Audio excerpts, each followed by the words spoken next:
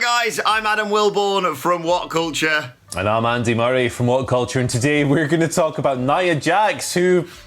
she's injured somebody again, hasn't she? We're also going to talk about the former WWE wrestler who has just showed up in Impact, and we've also got an injury update on Samoa Joe. Plus, did politics have a part to play in Matt Riddle moving to SmackDown? Chris Jericho teases a massive announcement ahead of tonight's AEW Dynamite and an update on WWE's plans for their live schedule. This is the news. Right, let's talk about Nia Jax. This is a topic that always encourages measured and reasoned discussion. Is this Groundhog Day? I think it might be, brother, because we're right back here. Punxsutawney Phil has been brought out of that bit of wood that he lives in, and Bill Murray is losing his goddamn nut. And guess what? Andy McDowell from Gateshead is telling you the news.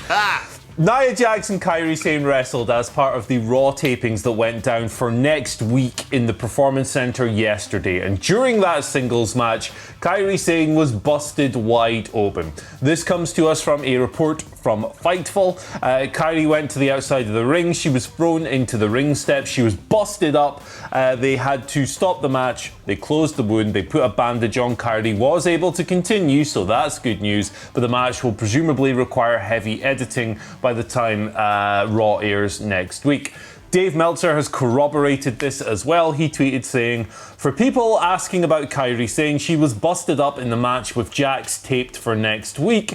Just know they stopped the match to clean her up. Didn't hear about any injury past a significant head cut." Now, this is obviously significant because of Nia Jax's track record with other people accusing her of hurting them. We also had the incident in April where she powerbombed Kairi Sane into the turnbuckle, and Kairi landed really terribly, snapping her head against the bottom turnbuckle. Despite appearing to verbally protest the move, it still went ahead. It's a tough situation to analyse this one in particular because we don't know the extent of the damage yet, right? So could have well just been an accident, man. Accidents happen. Wrestling is a very dangerous sport. Things occur from time to time. So I think that's the fairest appraisal of the situation. But when you have a track record like this, discussion leans in a certain direction. I'll say it so you don't have to, comment section. She's not like most girls. Most girls can actually wrestle. What is she doing? Like, I gave her the benefit of the doubt. When she came back, I was like, you know what? Double ACL surgery is hardcore. Fair play. I know she's had a history in the past of botching stuff and injuring people, but she's coming back now. She's recovered. Hopefully she's had time to sort of iron out those creases in her game. Fresh start. And then this happens again and again and again. And we always say, well, people will complain that, well, what about, Seth Rollins? He went through a period where he injured Finn Balor as he won the Universal Championship, of course, and he ended Sting's career. The thing is, as far as I can tell, recently, I haven't heard of any botches in the last, 6 months to a year off the top of my head. Certainly nothing that's been reported as widely as Nia Jax has. And not to boil it down to the simplest of terms, and I get it that it is also kind of difficult when you're dealing with such weight discrepancies, but it's not like she should be struggling to get people up for moves or manipulate them or whatever. It should be, in the words of Adam Nicholas, like chucking around an empty tracksuit. It should be really easy to just, work safely with someone. I don't know whether it's just, and this is not me pinning this on Kairi Sane whatsoever, but maybe they just don't have the right chemistry together, but it's the track record of Nia Jax now, the list of people she has injured on multiple occasions is really troubling for me. And the fact she is now in the world title picture and is taking on, Asuka, who's had such a sensational year so far, leaves me genuinely concerned for Backlash. It sucks. It absolutely sucks. Of course, Becky Lynch would be the most notable name on the list. The punch before Survivor Series. Storyline terms, that worked out well in the end, but nobody wants to suffer a goddamn concussion. Those are tricky things, as we'll discuss with Samoa Joe in a little bit. But, hate hearing stuff like this. I just hope Kairi's okay. Yeah, exactly. That is the most important thing here, and hopefully WWE can work with Nia Jax and, like I said, just fix those issues because, she's a great heel, but this is just tainting the way that everyone, casual fans, smarks, all of us perceive her, because you think Nia Jax, you unfortunately for now think the irresistible botch.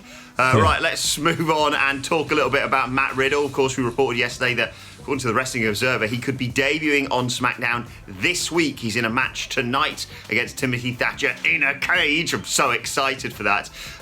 But there's also a discussion going on Wrestling Observer Radio about potential sort of politics behind it, because many people will be asking, well, hang on, if Matt Riddle was going to be moved to the main roster, i.e. Raw or SmackDown, why wouldn't he go to Raw, considering his relationship with Paul Heyman and the fact that Paul Heyman loves him and works well pushing guys up until Vince McMahon goes, actually, can I ruin that?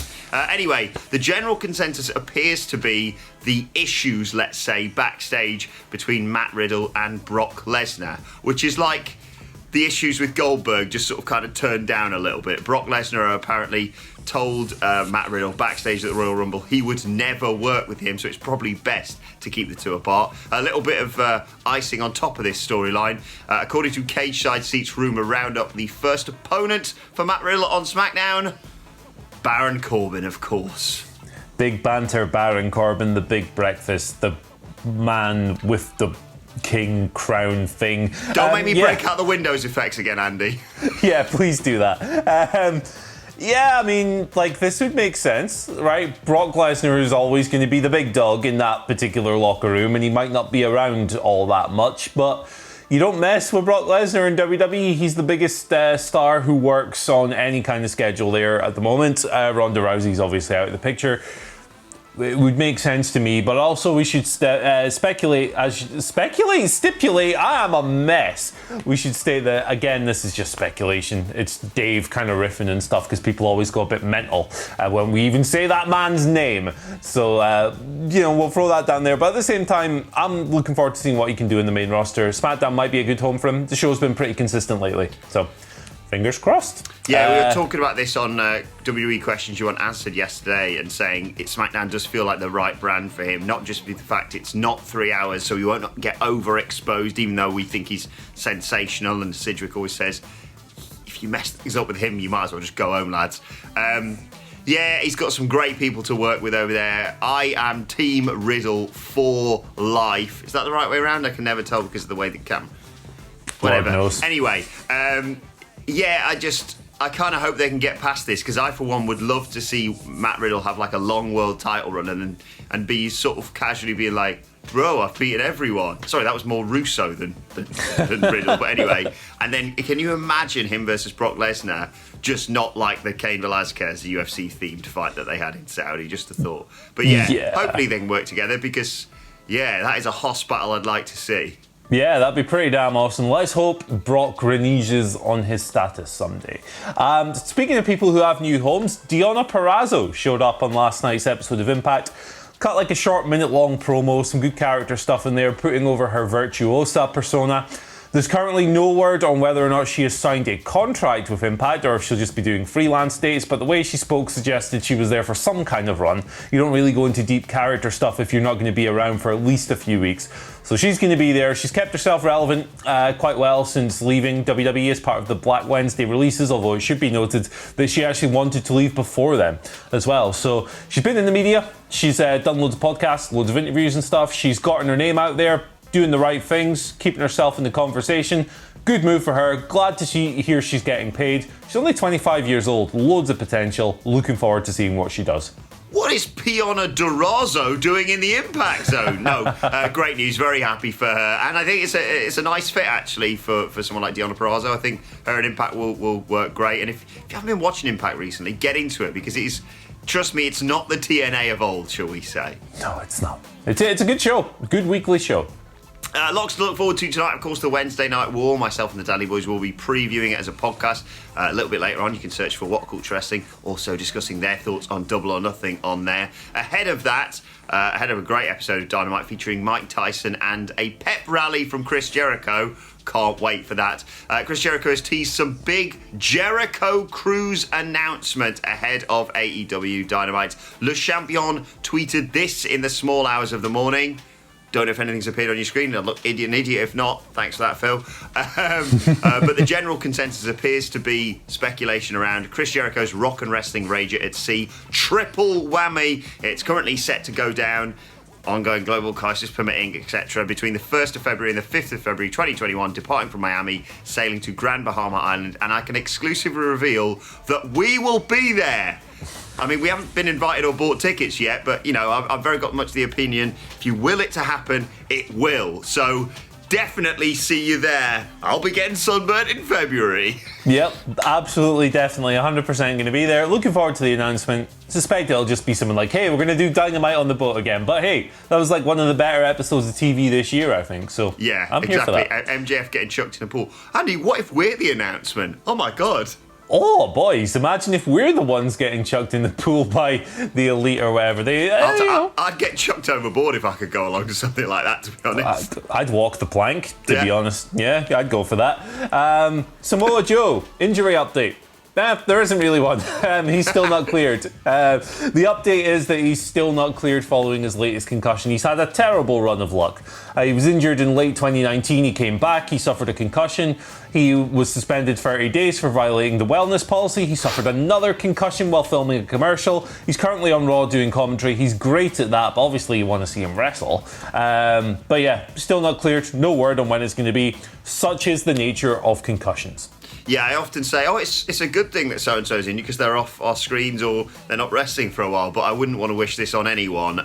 It's a shame that he obviously hasn't recovered. Like I said, he's had rotten luck with injuries recently. Having said all that, Samoa Joe on commentary is brilliant, so as a temporary stopgap before he comes in and just starts murdering people in the ring again, I'm absolutely fine with this. Yeah, for sure. Right, let's finally update you on WWE's plans for their live events. Loads of speculation, of course, doing the rounds. We saw on Monday Night Raw, WWE effectively taking a sort of page out of AEW's book, getting NXT stars as audience members. Well, according to WrestleVotes, they tweeted just yesterday, I'm hearing that internally the WWE live event schedule is slowly being rebuilt. I'm still not expecting anything with fans prior to July, however. Discussions about ticket sales going forward have also begun, with social distancing guidelines remaining in place. That's tricky. I think we all want to see crowds back at wrestling, but safety has to come first here, Andy. And I think the problem you have here, and Hamflet pointed this out yesterday, is the fact that everyone's mental image is we're going to go from no fans or just, you know, wrestlers in the crowd to back to sold out 10,000 seater stadiums with signs and, you know, people baying on top of each other. And that's simply not going to be the case. It's going to be a gradual shift back to normality, or the new normal, perhaps, Andy. Yeah, it is. It's you kind of like the romantic view in your head is that you want someone to just suddenly flip the switch and, oh my God, we've gone from 0 fans to 20,000. But the reality is it's going to be a bit more gradual and a really slow process to getting back to normal. Social distancing at these events is going to be really strange, and not just from like people sitting apart from each other, but coming in and out of the arenas as well. You're going to have like guards everywhere to ensure that people aren't just squashing out, because if you've ever been to any kind of event, really, you know that when people are trying to go home, it's a mess and there's like a big smush of flies having sex on Adam's window. It's just, it's going to be a really tricky one, but good to hear that they're at least coming up with like a plan. Hopefully it's a flexible one, because this thing can change at a drop of a hat. Yeah, exactly. I wouldn't, want to be the person in charge of organising stuff like that, because there is no obvious solution here. Testing, distancing, etc., etc. It sounds like a bloody nightmare. Yeah. Just think, hopefully, the 2021 Royal Rumble, things will be back to normal by then. That's my hope. God, that's sure far hope away. So. But we live in hope. Anyway, let's move on to your Twitter questions at WhatCulture WWE, of course, if you want to get in touch with us. First question today comes from Tyler Holloway, who says, with Britt Baker out due to injury, could we see some Orton-like injury update videos and or a video with her having Schiavone do everything for her because she's hurt, essentially torturing him? Yeah, that'd be a really good move for their little character relationship. Yeah, I think they'll do something like that because we had that angle at Double or Nothing where the doctor was like, this might be one of the worst. This might be one of those cases where the patient is actually worse than the injury or whatever he said. We're getting an update from her this week. I suspect we'll get more. She's just so good at being a bell end that you can't not take advantage of that. Yeah, I sense we're going to feel sorry for her for about 5 minutes before we go back to despising her, which just shows how good she is. Also, sorry to Tyler, I forgot to mention the final hashtag he put on there. Hashtag fly shagging. So yeah, if you're wondering what all this is about, by the way, 2 flies had sex on my window yesterday whilst I was in the middle of a podcast. I got a photo and everything. I might submit it for like the photo of the year because it's spectacular. Check it out at Adam Wilborn on Twitter. Sajid gives us our second question of the day, saying, is WWE using the greatest wrestling match ever phrase just as a marketing strategy to get people to tune into Backlash, or is there part of them that is really that naive and believe it might be the greatest match? I don't think there's a single person in that company who thinks it's going to be the greatest match ever, unless they're completely insane. It might be a really good match, it might even be a great match, but greatest match ever? I don't think so. I don't think anyone believes that. I think it's equal parts marketing and trolling. I think a lot of it is them going, hey, if we say this, it'll piss loads of people off, and it has. If that's the intent, it has worked. So there you go.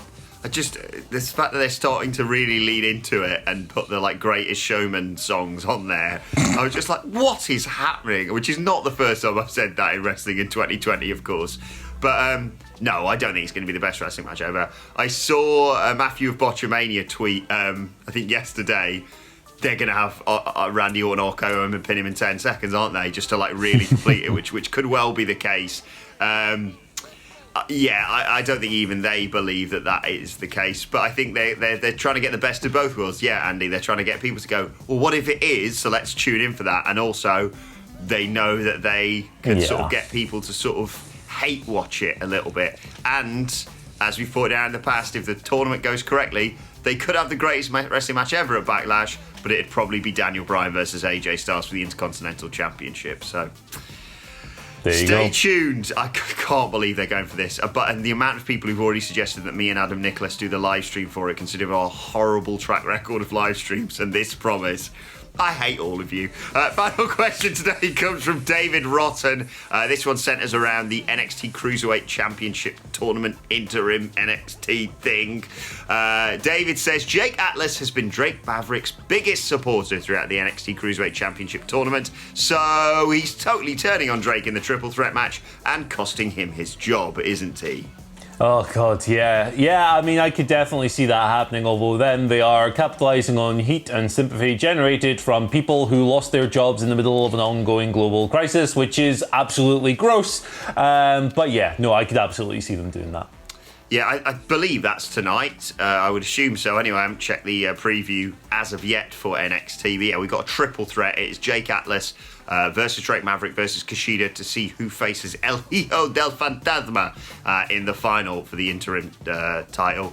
Do you know what? I think it's going to be the opposite. I think Jake Atlas is going to hit the best finisher in wrestling right now, that cartwheel DDT from the top rope on Kushida maybe, or maybe Kushida hits Atlas with his finish. I don't know. Either way, I see tonight Drake Atlas? Man, I've merged 2 wrestlers. Drake Maverick stealing the pin to continue the fairy tale story, and maybe they're such gits they're going to put Drake versus El Hijo del Fantasma on Backlash, with the whole stipulation of one person could win a title, one person could win a bloody job. Because, anyway, let's move on to today's and finally.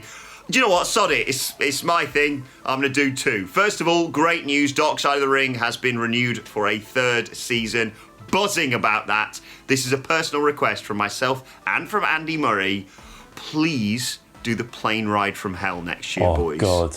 Absolutely. Honestly, if you haven't watched Dark Side of the Ring, it's spectacular. I know we've talked a lot about it with the Owen Hart stuff, but what was that mad one you were telling me about that I watched and just adored? The really crazy one. The David Schultz one's great. The Herb Abrams episode. Jesus. Watch it. Go and watch it today because it's spectacular. You know what? They could do an episode of Dark Side of the Ring on the state of the WhatCulture office kitchen, couldn't they? I thought you were going to say the WhatCulture office party. I was like, yeah, I'll do it as well. I mean, there's that as well. Certain karaoke songs, people I won't mention. It's like WhatCulture Christmas party, plane ride from hell. Basically the same thing, aren't they? But No yes, difference. Congratulations to the guys behind it. We've done interviews and stuff with them in the past. They're lovely guys. They adore wrestling, and yeah, it really shines through. It's a spectacular series they do on Vice. And also, just to chuck this in, try and unsee this for the rest of the day. Here's Peter Avalon as Ruby Riot, or as a lot of people are calling it on Twitter, Ruby Quiet. This makes me feel weird things, Andy Murray. I don't know what to think about this. Let us know your thoughts on that and all today's news stories in the comment section below. Don't forget to like, share, and subscribe. And subscribe to WhatCulture Wrestling for daily wrestling podcasts, wherever you get your podcasts from. As I said, myself and the Dandy Boys previewing the Wednesday Night War and discussing the fallout from Double or Nothing and getting their thoughts on the pay-per-view itself a little bit later on today. And as I mentioned yesterday, live 4 p.m. here on YouTube, I will be interviewing Joe Hendry, the legend that is now obviously working for Ring of Honor. Do join us for that. I'll try and answer as many of your questions. You can tweet them at me or just join me when we're doing the live stream and stick them in the comments. I'll try and get Joe to answer as many of them. Lovely guy, great insight into the wrestling business. Can't wait to see and hear what he has been up to. Plus, you can let us know thoughts, Twitter questions for tomorrow on Twitter at WhatCultureWE. And watch there, follow both of us. You can follow Andy Murray at Andy H. Murray. The H stands for How Does This Keep Happening, Nia? You can follow me at Adam Wilborn. Don't forget, quality fly shagging content on my Twitter. Follow us all at WhatCultureWE, as I said. But for now, my thanks to Andy Murray. Thank you for joining us, and we will see you soon.